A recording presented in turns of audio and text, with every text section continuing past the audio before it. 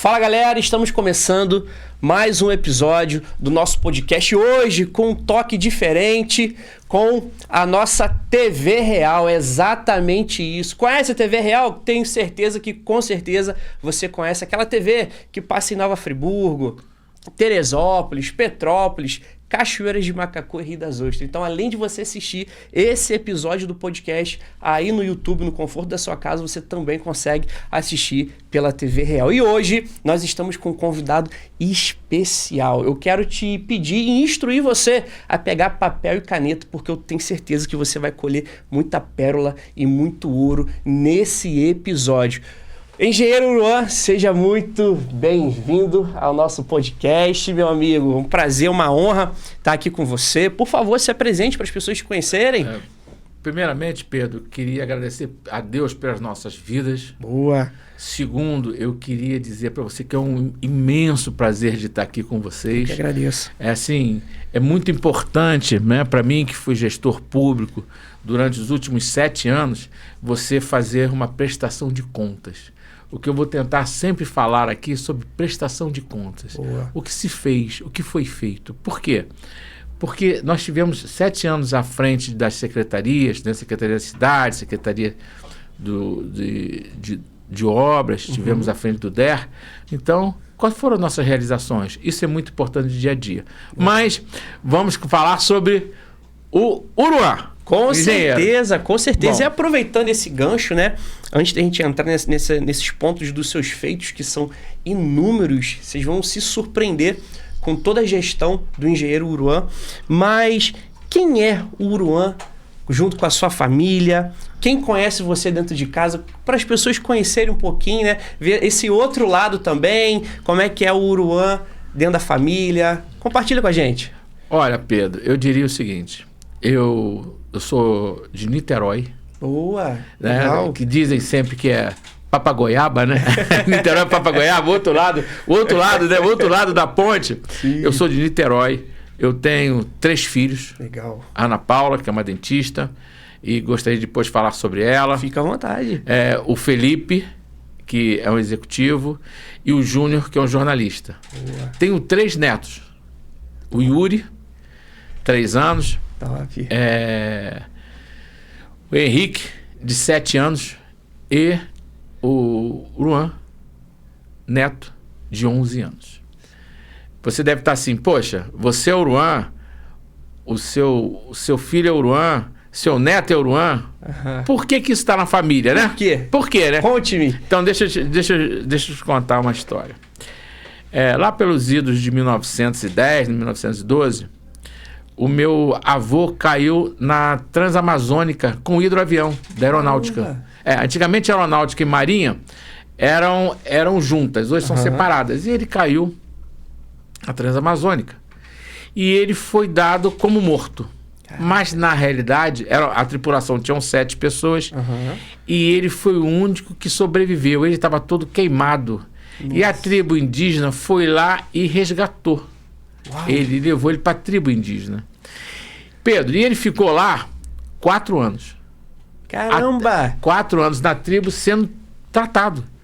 Porque ele estava totalmente queimado, o corpo, eles trataram dele totalmente. Incrível. E na véspera dele ser colocado aonde hoje é Belém, e voltar para casa, que já era dado como morto, né? Sim. Já era dado como morto. Ele fez um juramento na tribo, que se ele tivesse uma filha mulher, se chamaria Jussara. E se ele tivesse um filho homem, chamaria Uruan. Caramba. E que isso perduraria na família. Ou seja, Jussara. Cada Jussara tinha que levar uma Jussara. E cada Uruan tinha que levar um Uruan. Legal. E ele voltou. E a minha avó ficou grávida. Nasceu a Jussara. Já está na 5ª geração de Jussara. Legal. E depois teve um filho homem. Meu pai. Meu pai é Uruan. Eu sou Uruan, o meu filho é Uruan e o meu neto é Uruan. E o meu neto já até brincou de 11 anos. Falou o seguinte, meu avô, pode deixar que quando eu tiver um filho, vamos continuar na família com Uruan. Deixa então, comigo que está garantido. Então isso aí é muito importante, né? E eu queria citar, quando você falou em família, né, eu queria citar para vocês um fato, né? A coisa de uns 5 anos atrás, detectamos que o Henrique era uma criança autista. Né? E assim, autista grau 2. E nós reunimos a família inteira e vamos tratar o Henrique. O Henrique já está com 7 anos. Boa. O Henrique vai alfabetizar. Boa! E nós temos um amor enorme, toda a família, por ele. Por quê? Porque é uma vitória todo dia que a gente tem. Com certeza. Então, veja bem, Pedro, o importante, a família é o princípio de tudo. Boa. Então, assim, eu sempre converso com meus filhos e eles estão sempre juntos comigo. Ontem nós estamos juntos de novo, né? É o dia a dia nosso. O que podemos fazer para melhorar a nossa família? Boa. Né? A gente pensa muito nisso. O que podemos fazer para melhorar a nossa família? E mais, né? Quando a gente teve o impacto do Henrique, nós começamos a estudar e a comprar livros, toda a família, para estudar sobre o autismo. Por quê? Porque o que acontece? A expressão que ele faz, ele tem que ser entendido. Porque eles têm expressão. Sim, sim. Né? Duas coisas muito fortes no autismo do autista é a expressão e o amor, o carinho que ele tem pelas pessoas. É difícil você ver um autista grau 2, até grau 1, grau 2, que ele não chegue de cara, já te surpreende, ele já te beija. Ele já te abraça, não existe. É muito difícil não ter esse autismo, né? É uma característica do autismo. Então, assim, nós conseguimos superar, é uma vitória a cada dia, foi uma união muito grande. Por que eu falo da minha filha? Porque a minha filha, ela se desdobra em função do Henrique, né? Porque ela tem uma profissão, né? Ela é dentista. Hoje, ela só se dedica, ela tem um dia na semana em que ela só cuida das pessoas que têm deficiência. Focado nisso.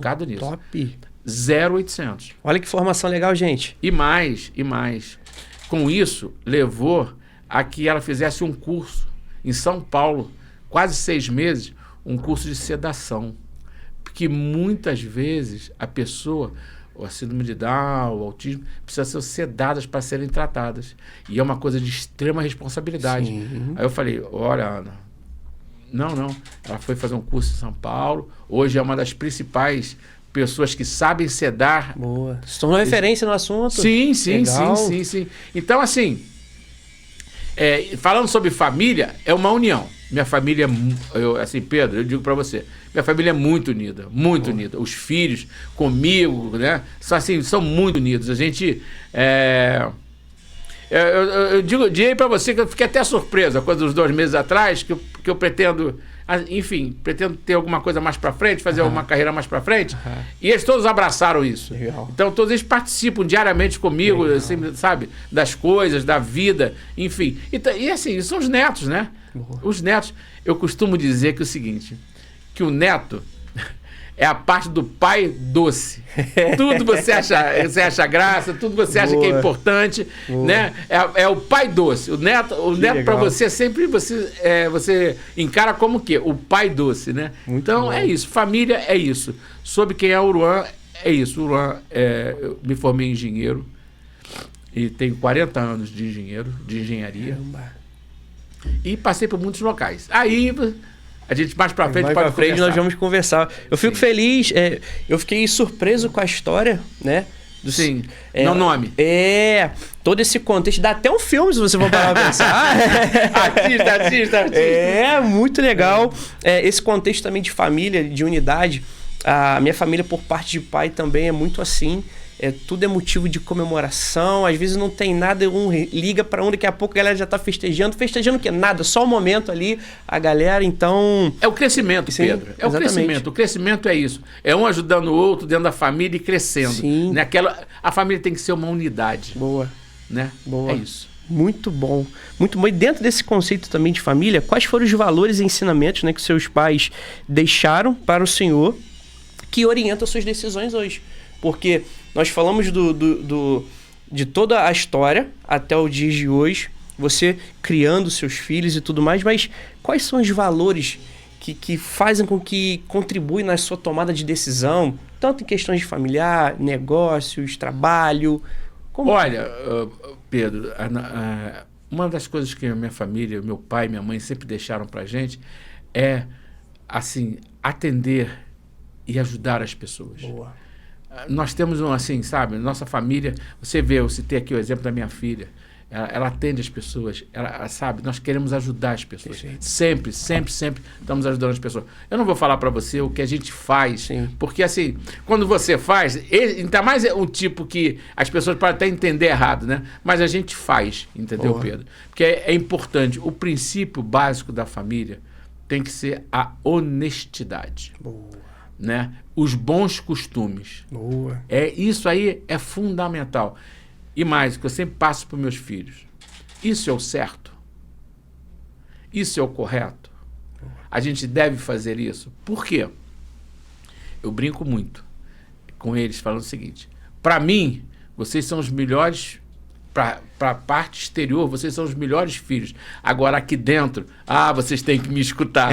Porque assim, é erro, tá errado, não vamos fazer isso, a gente tem, meu pai sempre fez isso com a gente, mostrar o caminho e as soluções para você ser do bem. Meu pai sempre fez isso.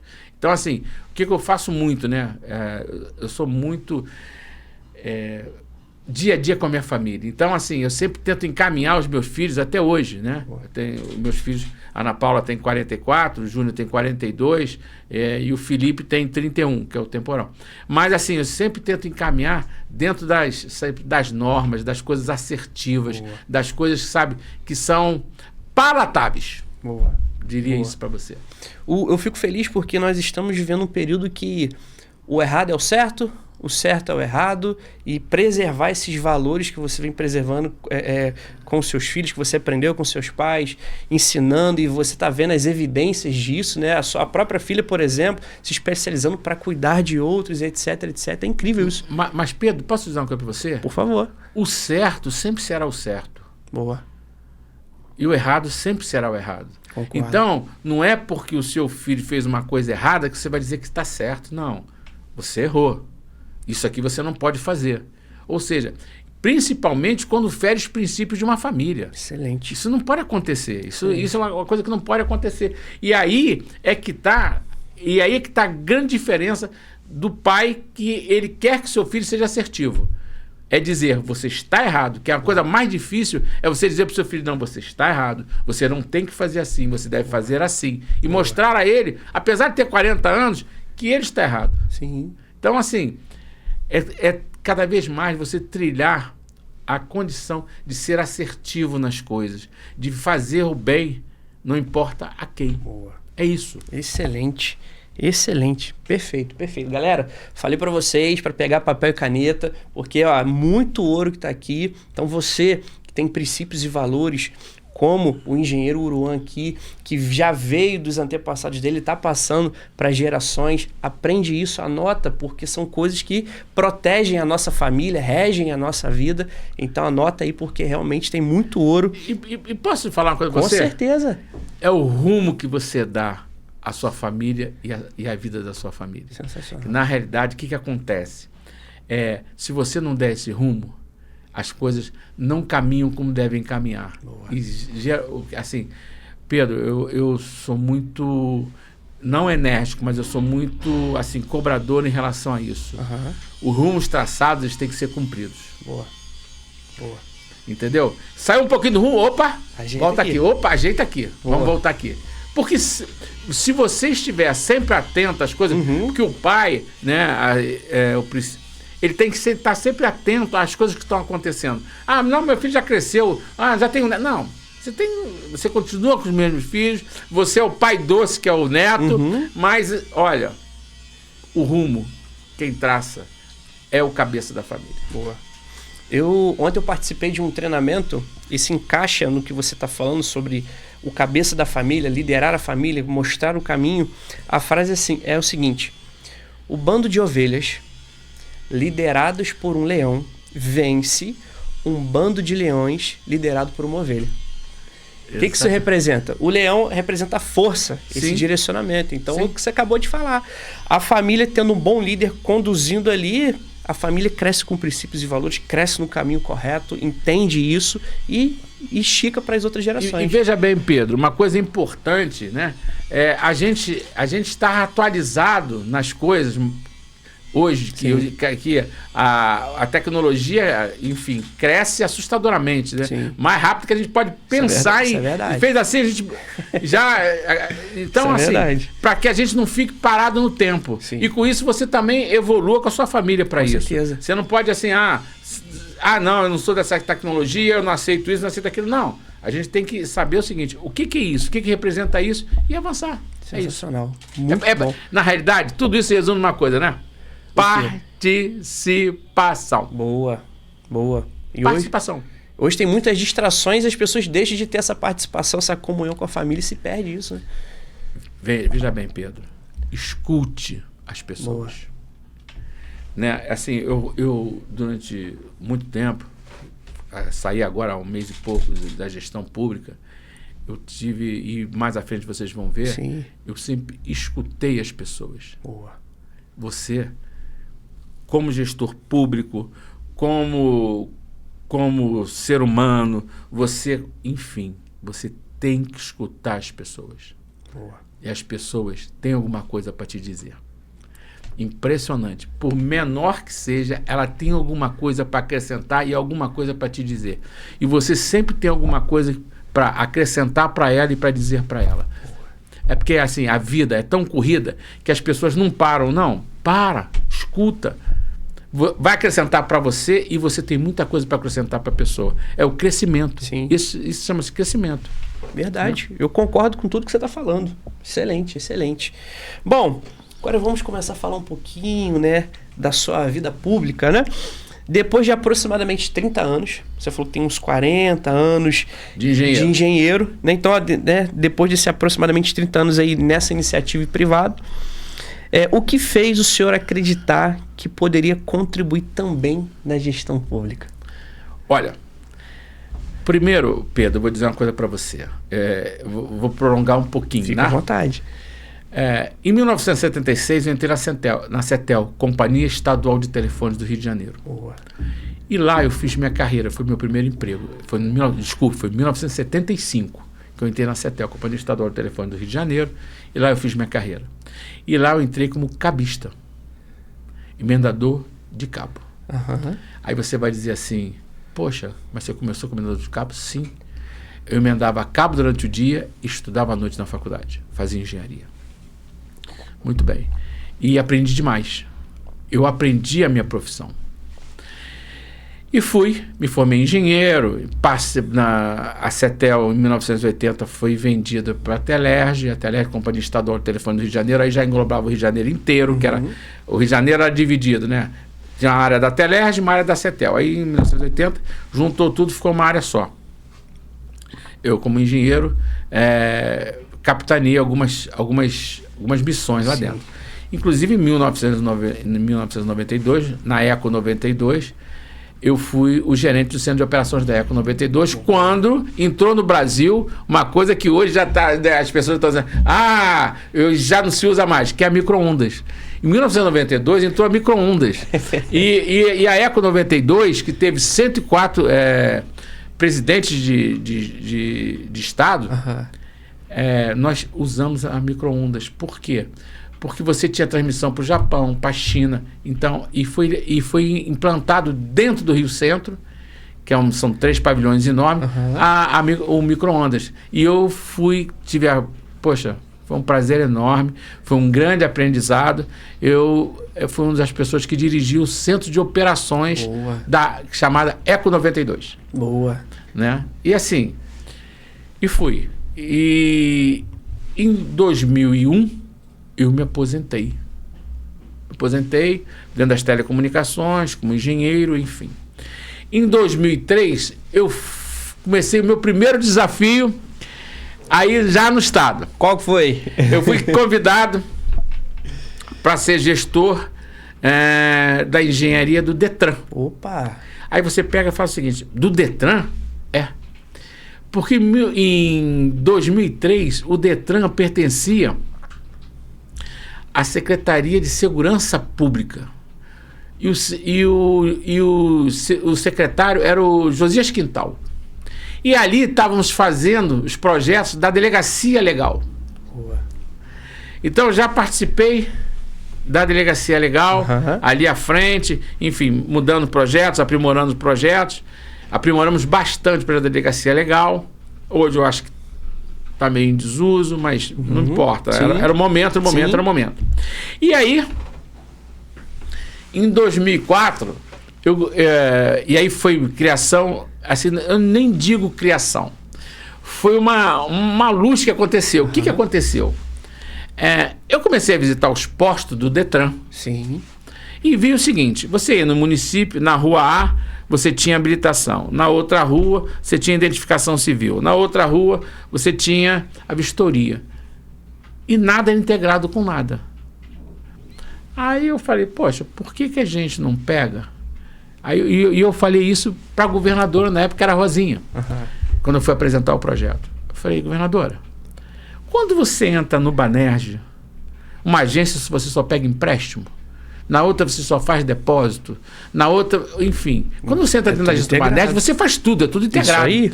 Aí ela falou, sim, e aonde você quer chegar? Eu falei, o Detran não é assim. O Detran, você vai no município, na rua A é identificação civil, para você tirar carteira de identidade, na outra é habilitação, e na outra, o meu projeto é diferente. Eu vou fazer como se fosse uma agência do Banerj. Você entra num local, você faz todo o serviço online, com scanner, para que você faça no município, tira a identificação civil, já entra na sede, 7 dias depois você recebe a carteira lá no seu município, não no Detran. Porque você viu o seguinte, era um acúmulo de gente no estado inteiro vindo para dentro do Detran. Sim. Pedro, e com isso, aí ela, na época ela falou assim, poxa... O que ela disse? Aí ela disse para mim assim, poxa, eu acho fantástico, só o seguinte, eu não tenho como bancar a obra e bancar o mobiliário, a gente consegue. Botar o TI funcionando, a gente consegue, porque nada era informatizado, nada ligava à sede, mas eu não consigo comprar prédio. Eu falei assim, e aí? Você deixa eu viajar e propor aos prefeitos que eles aluguem os prédios pra gente por 10, 20 anos? Ela falou, olha, Luan, se você conseguir, eu não tenho nada contra. Se você conseguir, eu acho que seu projeto vai ser uma realidade. Bom, enfim, encurtando. Nós fizemos 52 municípios. Os prefeitos, todos eles que foram consultados, todos eles concordaram, alugaram. E o que acontece? Nós fizemos uma identidade visual para o Detran. Então você entrava no município, você olhava assim, aqui é o Detran. Conseguia localizar, identificar rápido. Identificar rápido. Era tudo igual. As bancadas eram iguais. Um padrão. Tudo. Isso é uma franquia, entre aspas. Sim. Ou seja, você entrava e tinha todos os serviços online com a sede. Eu nunca me esqueço quando eu inaugurei de Porciúncula. Rapaz, Porciúncula não é perto, né? Porciúncula não é perto. Rapaz, a gente foi aplaudido, a população aplaudindo a gente. Por quê? Sabe o que é uma criança de 2 anos tirar sua identidade lá e receber 7 dias depois sem vir ao Rio de Janeiro? Sensacional. Você vê o seguinte, muitas pessoas do interior não tiraram a identidade porque eles tinham que ir à sede para fazer isso. E como é que viajavam as crianças? Você entendeu? Sim. Então, tudo isso foi homogeneizado numa coisa chamada USD, Unidade de Serviço do Detran. Mas aí, fizemos, em 2007, eu saí do Detran, até gozado, como a vida é gozada, né, Pedro? Em 2007, quando eu saí do Detran, quem entrou como presidente do Detran foi uma pessoa que eu adoro muito, que chama-se Neto, prefeito de Volta Redonda. E ele hoje brinca muito comigo, a gente é muito, muito amigo, enfim. Ele brinca muito comigo, rapaz, como é que eu deixei você sair de lá em 2007 e briga comigo, né? E aí eu fui para Brasília, depois voltei, fui ser chefe de gabinete na Alerj, aprendi demais, ou seja, eu fiz uma mescla, né? Tava na engenharia, fui para o executivo, fui para o Legislativo. Aprendi demais. Em 2018, quando ia passar o governo para o Witzel, eu fui convidado, em novembro de 2018, para assumir em janeiro o Departamento de Estradas e Rodagens. Uma das grandes experiências profissionais da minha vida. Que legal. Pedro, se você não tem ideia... Conta mais pra gente aí. Você não tem ideia do que seja o DER. As pessoas não têm ideia do que seja o DER. As estradas hoje no estado foram construídas há 50, 60 anos atrás. Caramba. Porque antigamente as estradas eram construídas com mão de obra própria. Então, você pode ver, se você for em Cantagalo, você vai ver assim, um prédio chamado ROC. Sabe o que é ROC? Não. Residência de Obras e Conservação. Ali dentro tinha um hotelzinho. Porque as pessoas construíam as estradas, até sexta-feira ficavam ali dentro das ROCs, e depois iam para casa e voltavam no domingo. Então, era tudo mão de obra própria, não tinha mão de obra contratada. Sim. As estradas do DER, o DER hoje tem 6.000 quilômetros de estradas asfaltadas. Uau. E 1.200 quilômetros de estradas vicinais. Para você ter uma ideia, hoje você pega uma estrada do DER, você vai recapear a estrada. Mas a base e a subbase, que foi feito lá atrás, ela está intacta. Caramba. Elas ficam intactas. É impressionante. Sensacional. É impressionante a qualidade técnica dos funcionários que o DER... Agora não, já estão muito antigos, enfim. E uma coisa que chama muita atenção é que eles construíam e faziam as pontes. E naquela época, 50, 60 anos atrás, os nossos caminhões passavam o quê? 20 toneladas. Então as pontes são construídas para caminhões até 24 toneladas. Sim. Só que hoje você não tem mais caminhão de 24 toneladas. Hoje os caminhões são de 60, 70, 80, né? Os caminhões com cana chegam até 100 toneladas. E aí o que acontece? A ponte continua de 24 toneladas. Ele começa a passar e a ponte começa a abrir. Então, um grande projeto que tem que se fazer nesse estado, o que é? É a restauração das pontes. Boa. Para adequar à realidade que hoje existe. Você tem uma ponte de 50, 60 anos atrás, que hoje não é realidade mais. Já não atende a demanda dos regiões. Não atende mais a demanda das regiões. Então, veja bem. E aí, o que aconteceu? Eu fiquei lá no DER. O DER, ela tem 13 usinas de asfalto. Uau. 13 usinas de asfalto. Assim, e o que eu fiz? Eu criei um programa junto com o governador chamado Asfalto Presente. Boa. Por quê?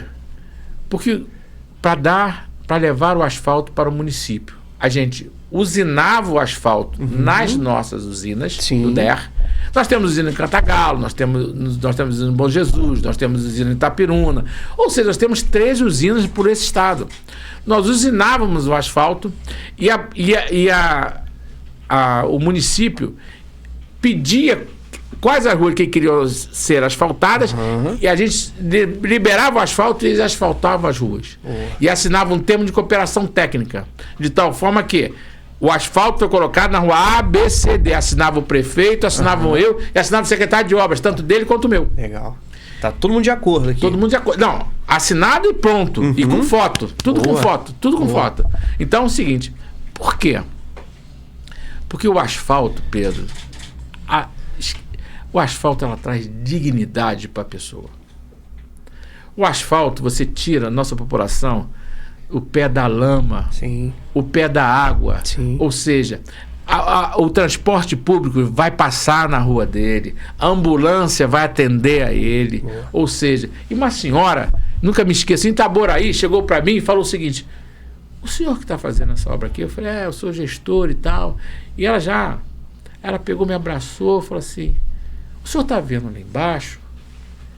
Era lá que nós íamos, doentes, para a ambulância atender a gente, porque a ambulância não chegava aqui no nosso bairro. Uau. Aí eu falei, e aí? E agora o senhor está aqui pisando no asfalto junto comigo. Solucionou. o problema de todas aquelas pessoas. Ou ali. seja, a gente deu dignidade. Sim. O asfalto, ele dá dignidade ao nosso povo. O asfalto, ele desenvolve... Assim, as pessoas não têm ideia do que seja o asfalto na vida das pessoas. Além dele dar dignidade, o que ele dá? Ele dá trafegabilidade. Sim. Né? Então, assim, ele dá mobilidade. Boa. E mais, né? Uma coisa que é de suma importância. O que acontece? Quando você vai para o interior, quando você vai para os municípios e você começa a implantar asfalto, Sim. o que acontece? O comércio começa a girar em torno daquilo, a economia começa a girar em torno daquilo ali. Por quê? Porque coisas que antes nem pensavam em ir, né? Pessoas que nem pensavam em abrir o seu comércio, já começam a abrir o seu comércio, porque hoje ele tem como abastecer o comércio dele. Sim. Tem como uma pessoa chegar no comércio Boa. dele, Boa. né? No comércio, na indústria dele. Então, com isso, o que você faz? Você, além de dar dignidade, além de você melhorar a mobilidade, melhorar a trafegabilidade, cara, você mexe com a economia. Isso aí. Mexe com a economia de uma forma... Por quê? Você começa, inclusive, a poder mandar, né, tudo que você produz pelas estradas. Nosso transporte é totalmente rodoviário. Então, como é que a gente faz para a nossa produção ser escoada? É através das rodovias. Sim. É através das ruas. Sim. É através do asfalto. Então, o asfalto, ele é de suma importância, até que a tecnologia substitua o asfalto por alguma coisa importante também, que seja até mais barato, porque o asfalto é bem mais caro, é bem caro. Mas, então, acima de tudo, é dignidade. Então, e nós fizemos esse projeto Asfalto Presente. E fizemos em 67 municípios. Uau. Muita coisa. Uau. Mas, em 20... Nunca foi só asfalto. Nunca foi só asfalto. E aí, em setembro de 2020, o governador falou assim: você vai sair da presidência do DER. Você vai para a Secretaria das Cidades. E aí? Eu falei, Secretaria da Cidade, eu quero que você seja secretário. Secretaria da Cidade, nós temos que evoluir.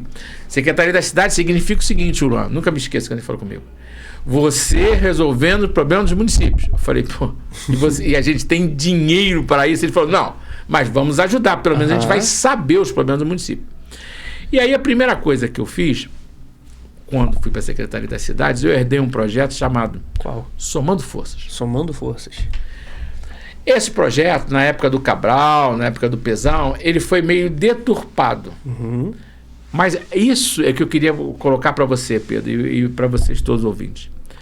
As pessoas deturpam as coisas, mas o projeto, ele é bom. Ele só tem, o homem quando bota a mão, estraga ele, mas o projeto em si é bom. O que eu fiz? Eu peguei a Procuradoria do Estado, falei, tem 200 projetos do Somando Forças. O que disso aqui a gente tem condições de continuar? E aí eles me apontaram 67 projetos. Esses projetos a gente pode continuar. Por quê? Porque estão dentro dos padrões, estão dentro das coisas que são lícitas fazer. Sim. E aí eu dei continuidade a fazer os 67 projetos. Eram obras iniciadas e que estavam paradas. Ou seja, erário público jogado fora. Sim. E nos municípios, Macuco, por exemplo, lá, Macuco, aqui, tem um hospital que foi construído agora, acabou há pouco tempo, no Somando Forças. O Somando Forças é um projeto que é o seguinte: o município entrava no Estado, dizendo, eu quero fazer, por exemplo, um hospital. Se o Estado falasse, está aprovado, o Estado dividia em 10 parcelas e ia passando as parcelas para o município. O município fazia a primeira obra, recebia a primeira parcela, fazia a segunda obra, a segunda parcela, ou seja, ele ia comprovando os feitos e ia recebendo as parcelas, O Somando Forças é um projeto, agora não mais, né? Porque pelo regime de recuperação fiscal, você não pode passar dinheiro mais para os municípios, né? Para os entes federativos. Então, o Somando Forças enfraqueceu. Mas os projetos em andamento, nós estamos só hoje faltando alguma coisa, eu diria para você, em termos de 18 dos 60 e poucos. Caramba. Nós acabamos 40 e poucas obras. E aí, em 2023, o governador me chamou e falou assim, Luan, e eu vou unir a Secretaria da Cidade com a Secretaria de Obras. E aí? Aí eu falei, foi 2022. Eu falei, e aí? Cara, vai ser uma coisa só. Eu falei, sei, tá bom. Mas você me chamou aqui por quê? Você vai ser o secretário. Eu falei, que bom e tal. É muita responsabilidade, mas que bom e tal. Ele falou assim, e o que você vai... Agora, você conhece o DER. Agora, você conhece a cidade. Sim. E o que você vai trazer? O que você vai fazer de diferente para a gente alavancar esse estado? E tinha uma pessoa que hoje até é minha chefe de gabinete até há pouco tempo, que é a Natasha, e nós criamos em 2023, eu e ela sentados, nós ficamos quase um mês escrevendo, nós criamos uma coisa chamada assim, 2022, Governo Presente. Governo Presente. Projeto Governo Presente. Esse projeto está até hoje e todo mundo que faz obra faz pelo projeto Governo Presente. Legal. O que era isso, o projeto Governo Compartilha Presente? com a gente. Vou compartilhar. O que acontecia? Como é que eu, um secretário, no centro da cidade, consigo saber o que é importante em Porciúncula? O que é importante em Cardoso Moreira? O que é importante em Friburgo? Esse projeto era o seguinte. O prefeito com os secretários assinavam pedindo as obras. Eu quero obra, por exemplo, aqui. Obra da Alberto Browne que foi feita. Uma grande obra de macrodenagem da Alberto Browne. Sensacional. Sensacional. O prefeito pedia. O que acontecia? O nosso engenheiro sentava com a engenharia, fazia o projeto, faz o projeto até hoje. Muito bem. Feito o projeto, é assinado um termo de cooperação técnica entre o Estado e a Prefeitura. Sim. O governador autoriza, a gente licita e faz a obra. Boa. Então isso quer dizer o seguinte, que a obra não sai da cabeça do secretário nem do governador. A obra sai da cabeça do prefeito, dos secretários, do povo, que é o que o povo quer. Então, você é muito mais assertivo. Por quê?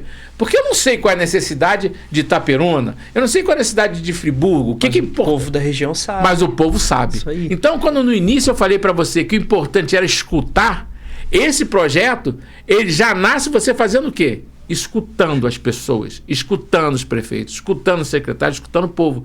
E mais, se a gente fizesse o projeto, que aconteceu em alguns, e aquele projeto não atendia o que a população, de fora, o que a população quer, prefeito? O senhor errou. Não vamos fazer esse projeto. Boa. E aí eu te cito um exemplo. Eu sempre cito esse exemplo. Eu fui em Cardoso Moreira, da minha querida Giane. Isso tem uns 3 anos. Aí cheguei para ela e falei, prefeita, nós estamos com um projeto Governo Presente, o projeto contempla isso. E eu vi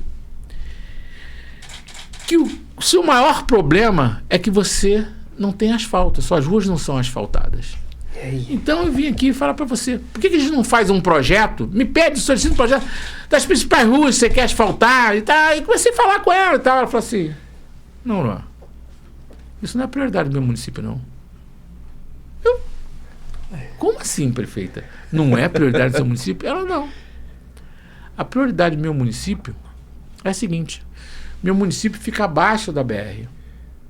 Então, quando chove, a água vem, e no mundo do meu município, a ponte de entrada da cidade, ela fica totalmente coberta pela água. Você não entra nem você sai de Cardoso Moreira, não entra nem sai uma ambulância, não entra nem sai qualquer veículo, qualquer viatura dentro do município. Eu falei, poxa, prefeita, e aí? Ela falou assim, o que eu preciso é de uma ponte, na altura da BR, para que não aconteça isso. Sim. Aí eu falei, prefeita, você sabe o que você está me pedindo? Isso é uma obra. Ela falou, Inclusive, Luan, o que a gente faz? A gente fez uma ponte no alto, que é uma ponte só para pedestre.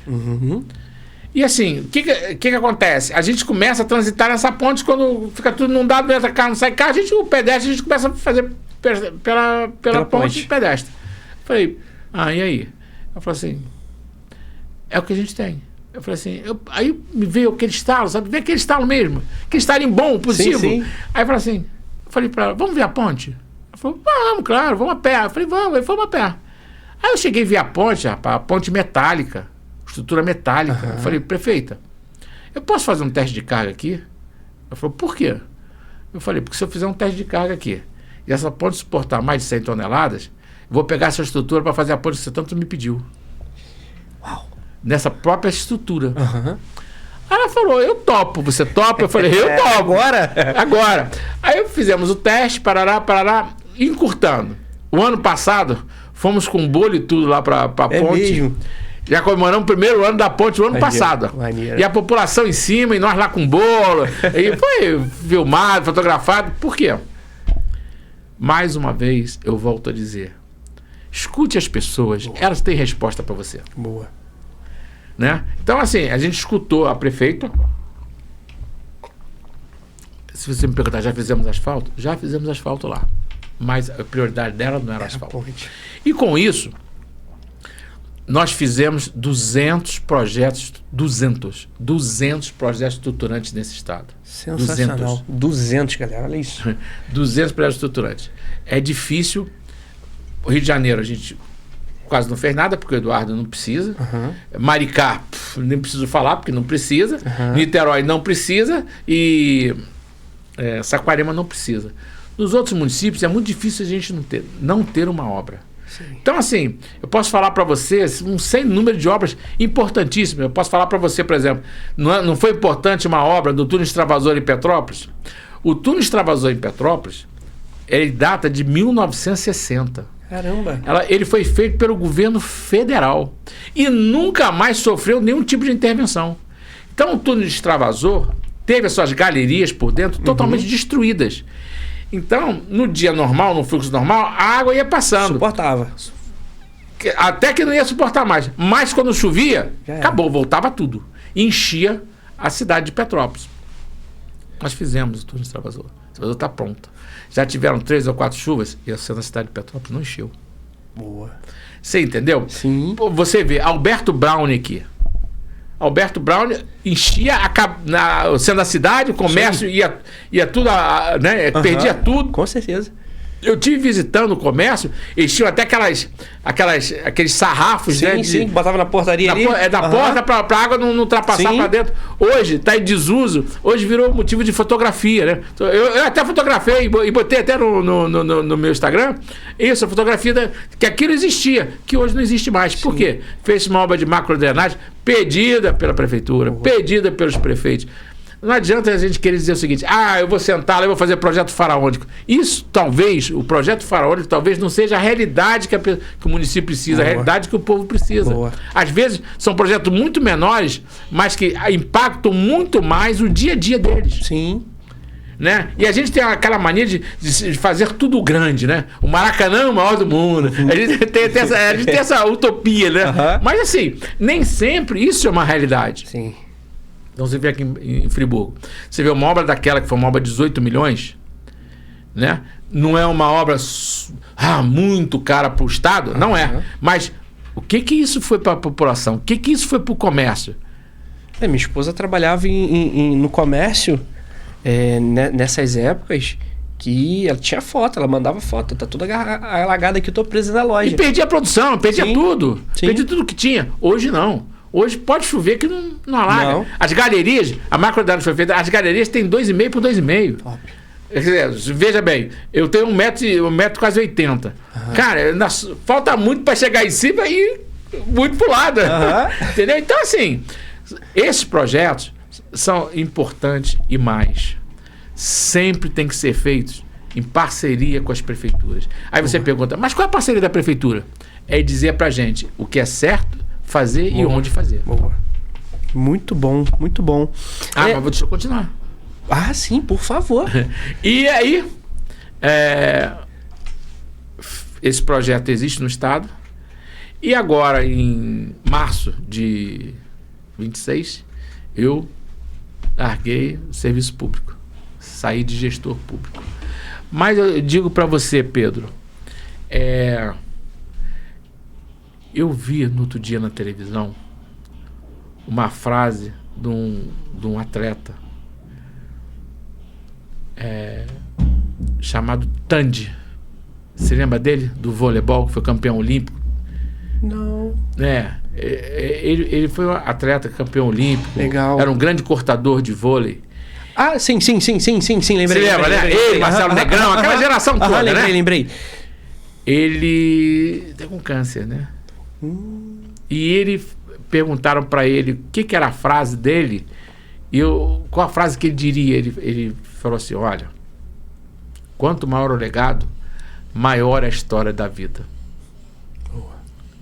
E assim, essa frase é uma frase que eu saí da secretaria dizendo essa frase: quanto maior for meu legado, maior é minha história de vida. Boa.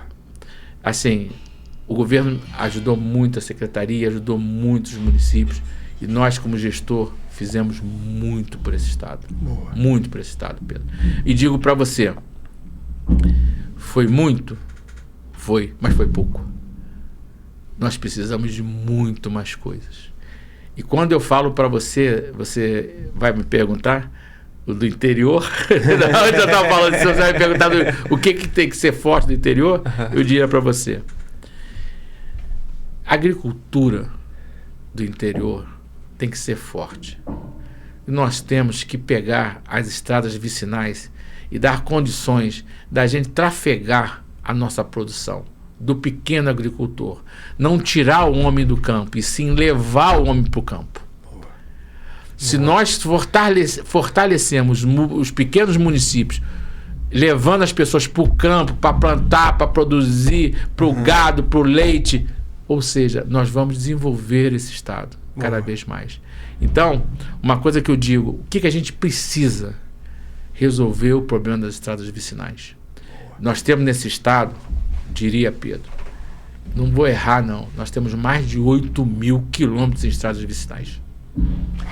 E toda vez que chove, o que você tem que fazer? Botar equipamento, patrol, reto, caminhão, para tudo, não produz fica 3, 4 dias sem a produção vir. Sim. E eu nunca me esqueço, o prefeito de Sumidouro me ligou um dia e falou assim: pelo amor de Deus, o que houve? Eu falei: o que houve, prefeito?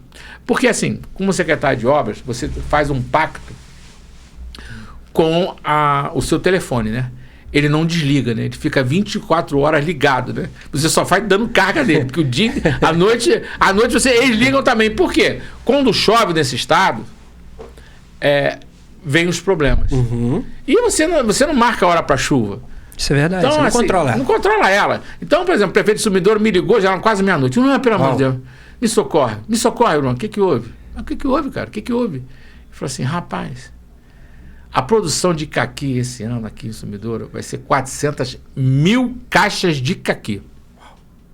Só que a estrada não passa. Eu não tenho como escoar essa produção.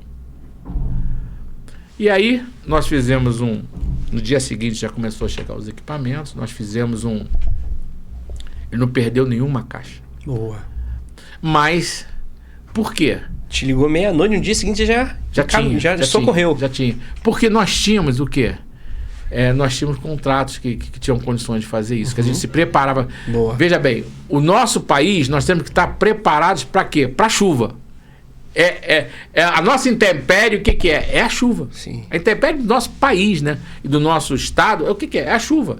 Então nós temos que estar preparados para isso. E eu cito, isso foi um exemplo que estou citando. E assim, de um modo geral. Né? Quando você pega a região noroeste, quando você pega parte daqui, assim, é muito estrada vicinal. Que ali é que o pequeno produtor escoa a sua produção. Sim. Se você não der condições disso, o que ele faz? Ele sai do campo e vai embora do teu estado. Então, cada vez fica mais pobre o quê? O seu município. Sim. E isso reverbera de tal forma que o seu estado fica cada vez mais pobre, ele não desenvolva.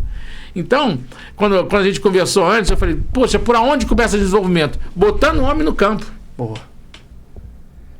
Botando o homem no campo. E dando condições da ele de quê? Porque ele não sai. Se você cresce o interior da periferia para dentro e vai chegar na capital. Boa.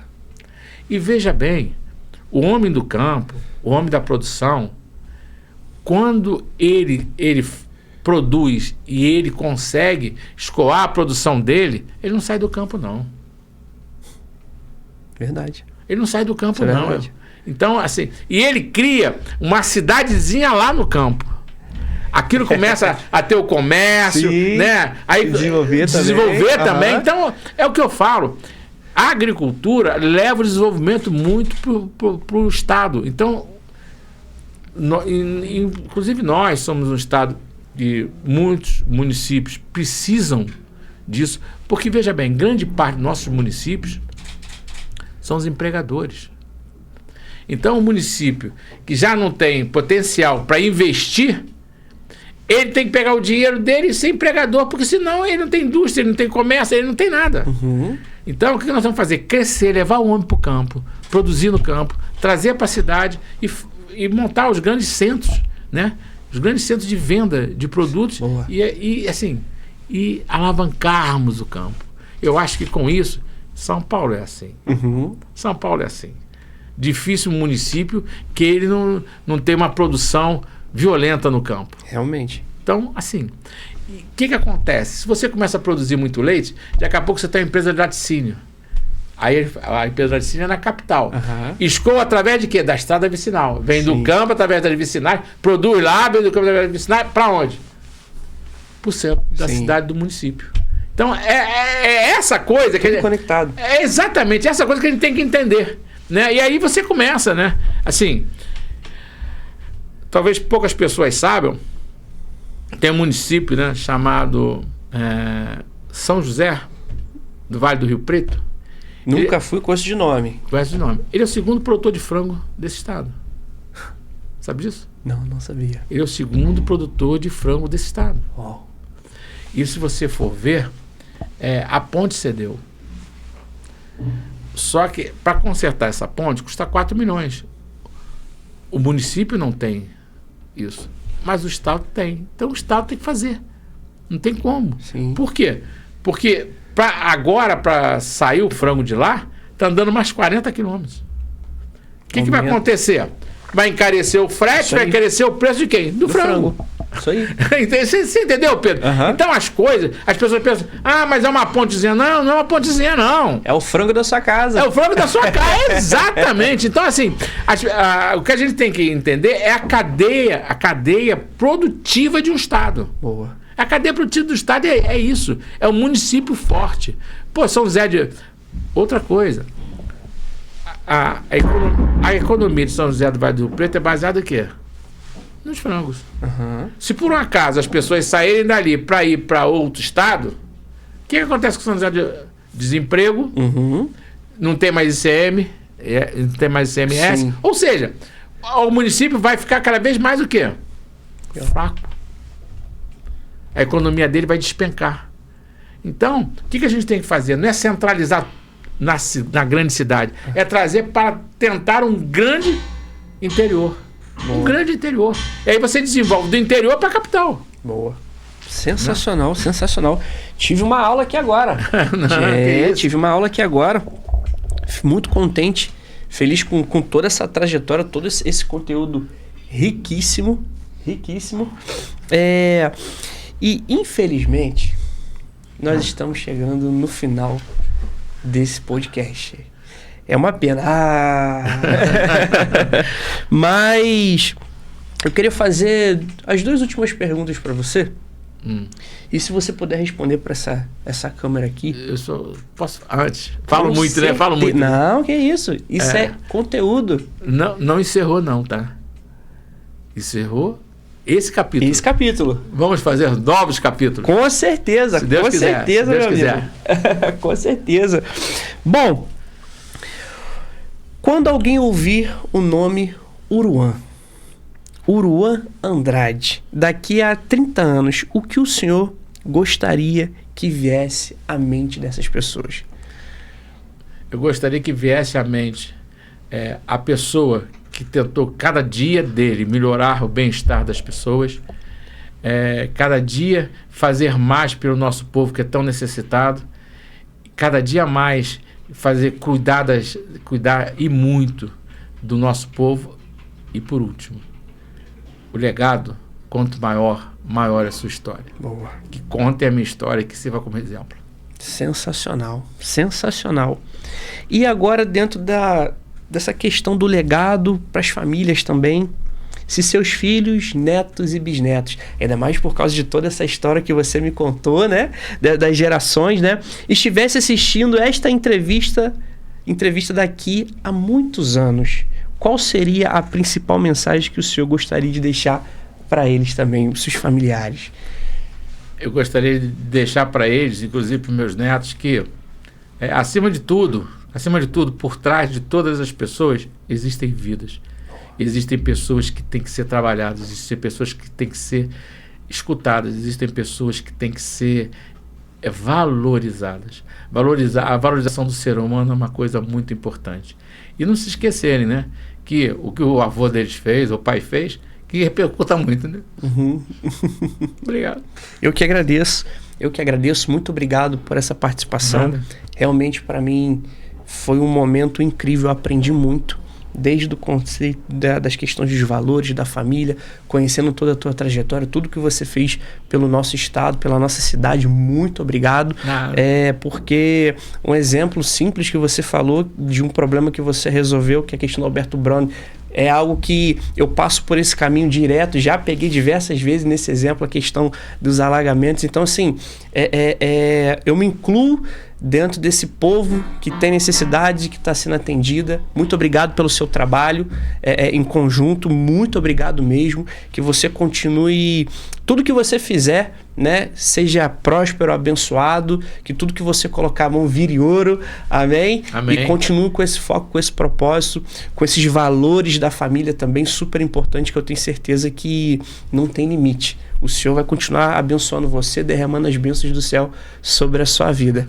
E galera, agradecer a você que acompanhou esse episódio. Muito obrigado pela audiência, obrigado pela TV Real também, por estar conosco aqui dentro desse episódio. Realmente agradecer você que gostou desse conteúdo. Eu tenho certeza que você anotou muita coisa aí. Compartilha com seus amigos, com seus familiares, porque eu tenho certeza que da mesma forma que foi um conteúdo riquíssimo para mim, pode e vai ser um conteúdo riquíssimo para você e pode ser também para as pessoas que você conhece. Não esqueça de compartilhar esse conteúdo, de curtir esse conteúdo, porque realmente foi um divisor de águas dentro desse episódio. Jeruan, muito obrigado. Obrigado. Como você disse, terá outras oportunidades, eu tenho certeza disso. E galera, muito obrigado, um grande abraço e um excelente dia.